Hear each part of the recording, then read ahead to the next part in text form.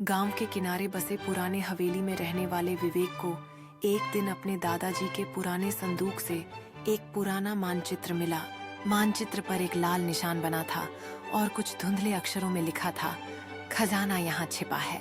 विवेक के मन में उत्सुकता जाग उठी। उसने अपने दो दोस्तों अमन और सोनू को यह दिखाया। अमन ने उत्साह से कहा, हमें इस मानचित्र की सच्चाई जाननी चाहिए। तीनों दोस्तों ने अगले ही दिन यात्रा पर निकलने का फैसला किया। सुबह सुबह तीनों दोस्त खाने पीने का सामान लेकर निकल पड़े। मानचित्र के अनुसार खजाना गांव के पास के पुराने जंगल में कहीं छिपा था। जंगल घना और डरावना था, लेकिन उनकी हिम्मत बुलंद थी। जंगल में चलते हुए उन्हें एक पुराना टूटा हुआ मंदिर मिला।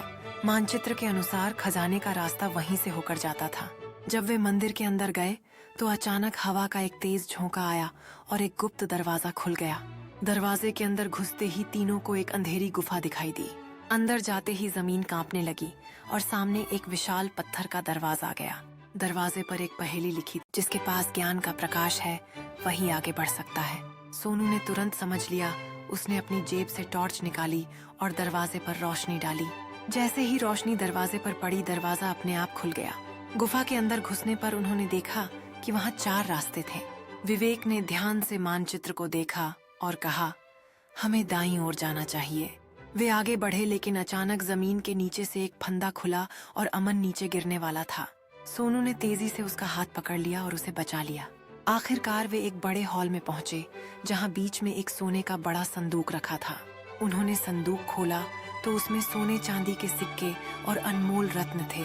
उनके चेहरे खुशी से चमक उठे। खजाना लेकर जब वे गांव वापस पहुंचे तो गांव के बुजुर्गों ने बताया कि यह खजाना सदियों पुराना था और इसे गांव की भलाई के लिए इस्तेमाल किया जाना चाहिए। विवेक और उसके दोस्तों ने खजाने से एक स्कूल और अस्पताल बनवाया। इस तरह उन्होंने न केवल अपने लिए धन अर्जित किया, बल्कि पूरे गांव के भविष्य को बदलने का कार्य किया। उनकी इस बहादुरी और ईमानदारी के लिए गांव के सरपंच ने उन्हें सम्मानित किया। जो अपने लाभ से पहले दूसरों के बारे में सोचता है, वही असली वीर होता है। विवेक और उसके दोस्तों की यह यात्रा एक अनूठी अनुभव थी, जहां उन्हें साहस, एकता और बुद्धिमत्ता के साथ अपने रास्ते पर अनेक बाधाओं का सामना करना पड़ा। जैसे जैसे वे अपनी यात्रा पर आगे बढ़ते गए, उनके बीच की दोस्ती और भी गहरी होती गई। प्रत्येक चुनौती ने उन्हें और मजबूत बनाया।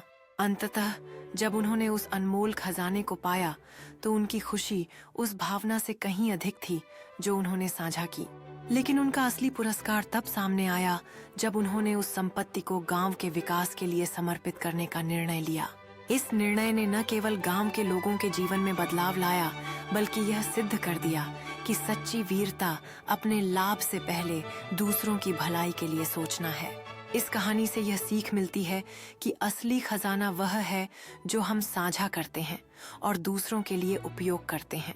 जो अपने लाभ से पहले दूसरों के भले की सोचता है, वही वास्तव में महान होता है। और यह उनके साहसिक कार्य का सबसे मूल्यवान सबक था।